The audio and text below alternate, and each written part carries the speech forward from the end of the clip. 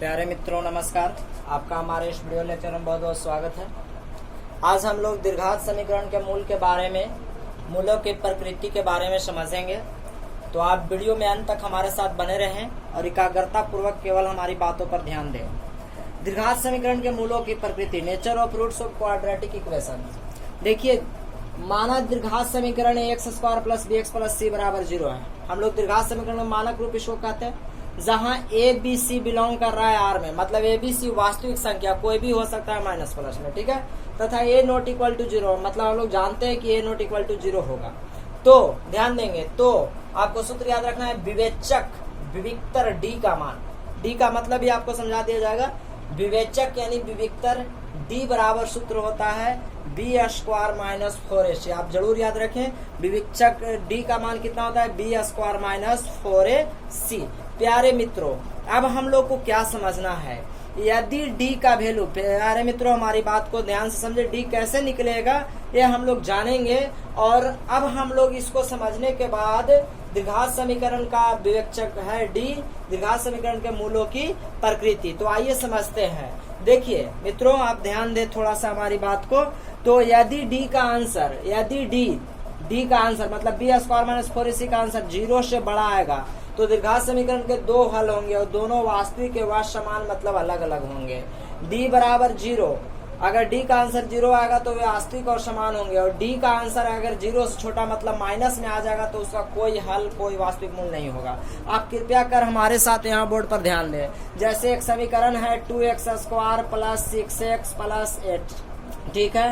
तो अब हम लोग क्या जानते हैं, इसको हम लोग तुलना करा देंगे इस समीकरण से। तो ध्यान दीजिए एक्स स्क्वायर से एक्स स्क्वायर कटेगा तो ए बराबर क्या बचेगा 2।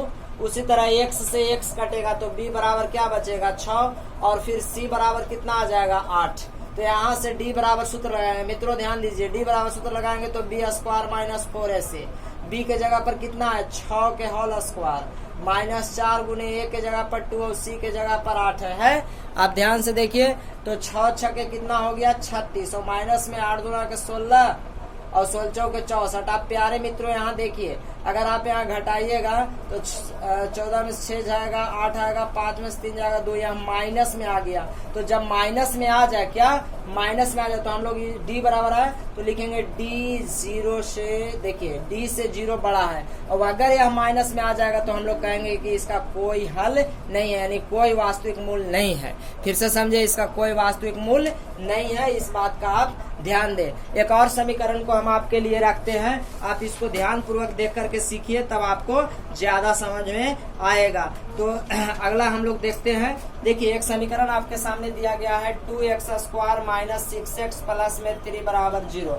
अब देखिए यहाँ तुलना कराएगा तो a बराबर 2, b बराबर माइनस 6, c बराबर 3। तो d बराबर सूत्र लगाइएगा तो होगा b स्क्वायर माइनस 4ac, ठीक है। b स्क्वायर मतलब क्या के होल स्क्वायर माइनस 6 के होल स्क्वायर माइनस 4 गुने a के जगह पर 2 और c के जगह पर 3।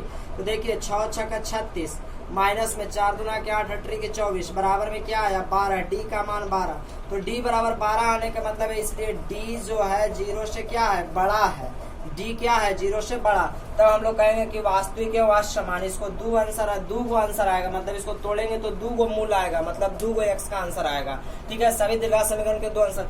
तो इसका डी का, तो इसको हम लोग प्रकृति का कहेंगे कि वास्तविक एवं समान है, मतलब वास्तविक एवं भिन्न है। यानी आपको ये याद रखना है अभी फिलहाल के लिए, अगर माइनस में आ जाए तो हम लोग कहते हैं कि कोई हल नहीं है। माइनस में आ जाए तो कहिए कि कोई हल नहीं है, ये गांठ बांध के ध्यान रखिए। अगर डी का आंसर आप डी बराबर बनाते हैं और डी का आंसर यदि 0 आ जाए तो कहिए कि वास्तविक एवं समान तथा बराबर है, और डी का आंसर 0 से बड़ा मतलब प्लस में आ जाए तो कहिए कि वास्तविक एवं समान है। आप इतने याद रखिए कि d बराबर 0 यदि आ जाए तो वास्तविक एवं बराबर, 0 है तो बराबर। d बराबर यदि माइनस में आ जाए तो कहिए कि कोई हल नहीं है। अगर d बराबर 0 से बड़ा आ जाए, 1 2 3 4 5 कयो आ जाए, 0.5 भी आ जाए तो हम लोग कहें कि वास्तविक एवं असमान है। तो आप आशा करते हैं आप जरूर समझ में आया होगा। d बराबर 0 आ जाएगा, वास्तविक और समान, d का आंसर माइनस में आ जाएगा, कोई हल नहीं है। d का आंसर प्लस में आ जाएगा, 2 आंसर होगा, वास्तविक और असमान। सभी का 2 ही आंसर होता है द्विघात समीकरण का। एक तो और एक तो और देखते हैं ताकि आप ज्यादा से क्लियर हो सकते हैं। तो देख लीजिए एक और समीकरण लेते हैं 7x² प्लस 8x माइनस 1। हम लोग a बराबर क्या लिखेंगे 7, तुलना करने पर b बराबर 8 और c बराबर -1। देखिए कैसे इसको से हम लोग तुलना कराते हैं तो x² से x² कट गया तो a बराबर 7 बचा, x से x इसको में तुलना कराए तो b बराबर 8 और c बराबर -1। d बराबर सूत्र क्या लगाइएगा b² माइनस 4ac। तो b के जगह पर देखिए 8 के स्क्वायर माइनस 4 गुने a के जगह पर 7 और c के जगह पर -1, 8 8 64 और माइनस माइनस प्लस 28। ये कितना भी आंसर आएगा लेकिन 0 से बड़ा आएगा, तो 0 से बड़ा आएगा तो क्या कहेंगे वास्तविक एवं असमान। 0 से छोटा आ जाएगा तो वास्तविक एवं 0 के बराबर आ जाएगा वास्तविक और समान। 0 से छोटा यानी माइनस में आ जाए तक हम लोग कहेंगे उसका कोई हल नहीं है।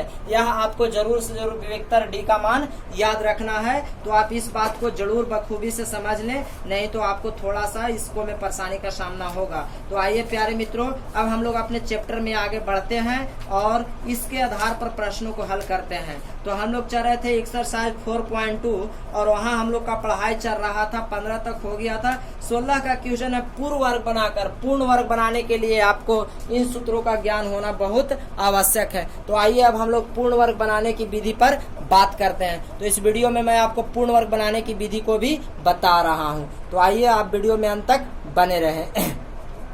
आप 3 चीज याद रखें, अगर d निकालने पर आंसर 0 आएगा तो वास्तविक और समान है। 2 आंसर आएगा दोनों को आंसर के बराबर आएगा, ठीक है। अगर d बराबर 0 से बड़ा आ जाए मतलब 1 2 3 4 5 कयो आ जाए तो वास्तविक एवं भिन्न मतलब असमान है। 2 को आंसर आएगा दोनों अलग अलग आएगा। d बराबर 0 से छोटा मतलब माइनस में आ जाए तो कहेंगे कि उसका कोई हल मतलब कोई भी मूल्य नहीं होगा। तो आइए अब हम लोग आगे बढ़ते हैं। प्यारे मित्रों हम लोग चैप्टर में आगे बढ़ेंगे और पूर्ण वर्ग द्वारा द्विघात समीकरण को हल करना सीखेंगे। कैसे पूर्ण वर्ग विधि द्वारा या पूर्ण वर्ग बनाकर द्विघात समीकरणों को कैसे हल करते हैं से समझेंगे, ठीक है। तो एग्जाम में यह अक्सर पूछा जाता है, कभी कभी 5 नंबर में भी पूछा जाता है। तो आप वीडियो में अंत तक बने रहें और द्विघात समीकरण को पूर्ण वर्ग विधि द्वारा कैसे हल करते हैं से समझिए। उससे पहले मैं चाहता हूं कि डी जो विविक्तर हम लोग कहते हैं विभेदक, डी का अर्थ होता है डिस्क्रिमिनांट जिसका हिंदी होता है विभेदक, विवेचक या विविक्तर। तो आप इसको जरूर याद रखें, ठीक है। तो हम लोग पूर्ण वर्ग विधि पर बात करेंगे। तो सर्वप्रथम पूर्ण वर्ग विधि के लिए द्विघात समीकरण का डी निकालते हैं। प्यारे मित्रों हमारी बात को ध्यान से समझिए।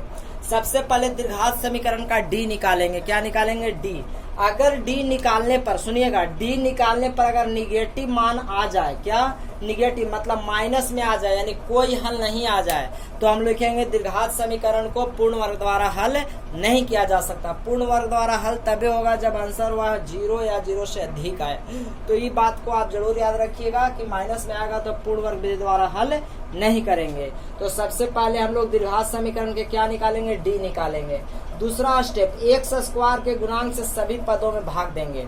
जब हम लोग डी निकाल लेंगे और देखेंगे कि 0 नहीं आ रहा है तो x स्क्वायर देखिए मतलब जितना x स्क्वायर के साथ गुना रहेगा उसको सब में भाग। एक रो में 5 से भाग, इसमें भी 5 से भाग, इसमें भी 5 से भाग देंगे। इस तरह से करेंगे।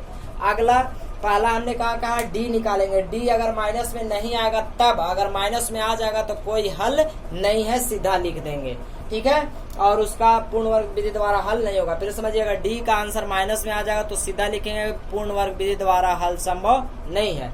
और अगर माइनस में नहीं आएगा तो x स्क्वायर के गुणांक से सभी पदों में भाग देंगे। देख लीजिए यहाँ x स्क्वायर था, सब में हम 5 से भागा दे दिए। अगर मान लीजिए कि यहाँ x स्क्वायर के साथ 8 लगा रहता तो इसमें भी 8 से भागा, इसमें भी 8 से भागा, इसमें भी 8 से भागा। अगर मान लेते हैं कि इसके साथ कुछ भी नहीं लगा रहता तो एक से भागा दीजिए चाहे न दीजिए, कोई फर्क पड़ने वाला नहीं है। तो याद रखें अगर मान लेते हैं यहाँ 7 है तो सभी में कैसे भागा दिया 7 से भाग देगा। दूसरा तरफ भी आप 7 से दे सकते हैं और न भी दे सकते हैं। तो x स्क्वायर के पदों में सभी से भाग देना है। फिर उसके बाद क्या करना है? x वाले पद को पक्षांतरण करना है। जितना भी x वाला रहेगा जैसे ही भागा देंगे तो इस तरह से हम लोग को बच जाएगा x square minus 6x/7 minus में 2/7 बराबर 0। तो सब x के एक दने कर लेना है। x स्क्वायर माइनस 6/7x बराबर में 2/7। तो क्या करा है कि x वाले पद को पक्षांतरण करें, मतलब एक बने करें, और x गुने x का गुणांक गुने x बटा 1/2 का होल स्क्वायर कर दोनों जोड़े। इस बात को समझिए। अब आपको क्या कह रहा है कि x का गुणांक, देखिए x का गुणांक क्या है, 6 है। आप -6 कह सकते हैं, कोई फर्क नहीं पड़ेगा क्योंकि स्क्वायर होगा। कि 1/2 कैसे, 1/2 का होल स्क्वायर कर दीजिए और दोनों में जोड़ दीजिए। 3 का स्क्वायर क्या होगा, 9। ईश्वर भी जुटेगा और ईश्वर भी जुटेगा, ठीक है। तो इस बात को समझें और फिर दोनों वर्ग का वर्गमूल निकाले। पहले मैं आपको विधि एक बार समझा दूं।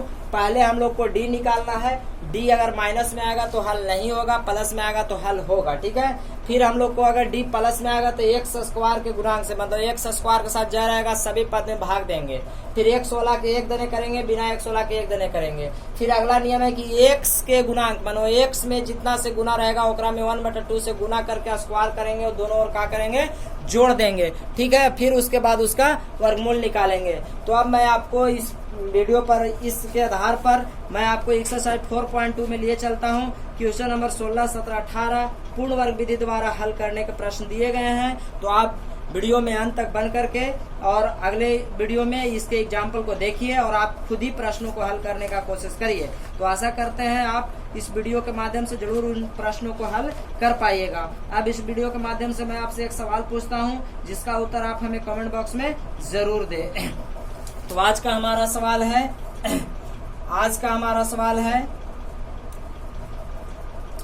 कि tan थीटा बराबर √3।